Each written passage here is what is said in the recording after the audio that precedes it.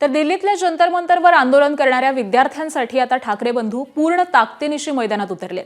26 जुलैला शिवाजी पार्क ते सिद्धिविनायक मंदिरापर्यंत मोर्चा निघणार आहे। संयुक्तपणे हा मोर्चा काढण्यात येईल।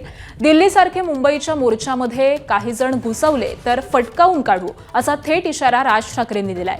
26 जुलैच्या मोर्चामध्ये पंतप्रधान नरेंद्र मोदी आणि मुख्यमंत्री फडणवीसांनी देखील यावं असं आवाहन देखील उद्धव ठाकरेंनी केलंय। दरम्यान या आंदोलनामध्ये कोणत्याही पक्षाचा झेंडा नसेल, आंदोलकांच्या हाती तिरंगा असेल असंही ठाकरे बंधूंनी स्पष्ट केलं। त्यामुळे ठाकरे बंधूंच्या मोर्चामध्ये विरोधी पक्षातील कोणते पक्ष सहभागी होतात हे पाहावं लागेल। तसंच सर्वसामान्य मुंबईकर आंदोलनाला कसा प्रतिसाद देतात हे पाहणं देखील महत्त्वाचं ठरणार आहे।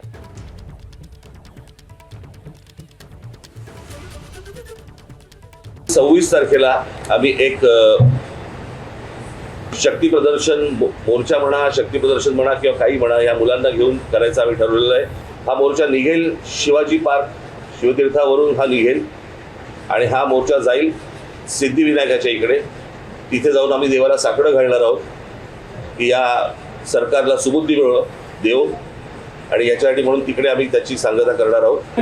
आम्ही रविवारी मोर्चा जाहीर केलेला आहे। तर रविवारी जर का पवार साहेब येत असतील, अगदी नरेंद्र मोदी येत असतील, देवेंद्र फडणवीस येत असतील, येऊ द्यात। काही गुंड म्हणजे सिव्हिल ड्रेसमधले लोक, त्यांच्यात पोलिसांच्या लाठ्या यांच्या हातात कशा आलेल्या आहेत? मग त्यांच्या तिकडे नावाची पट्टी पण नाही आहे, काही कपडे त्यांचे पोलिसांचे नाही आहेत। पण हे गुंड, आता माझं मग असं म्हणणं आहे की हे आंदोलन मोडायला पाकिस्तानमधून गुंड भाजपने आणलेत का? कारण यांची काय ओळख पाळख काही नाही आहेत। त्यांना ओळख विचारलं तर सरळ ते काय त्यांच्या निर्विकार चेहऱ्याने ते आपले बघतात लोकांकडे, काही त्यांना पडले। आणि मी तुम्हाला सांगतो 26 तारखेला जर असे कोणी घुसवण्याचे प्रयत्न केले ना, फटकावून काढणार।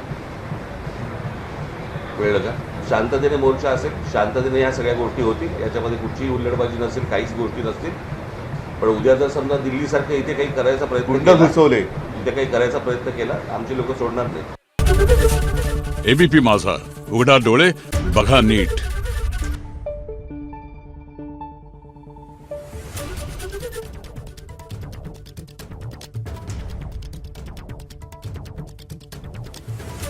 Thank you.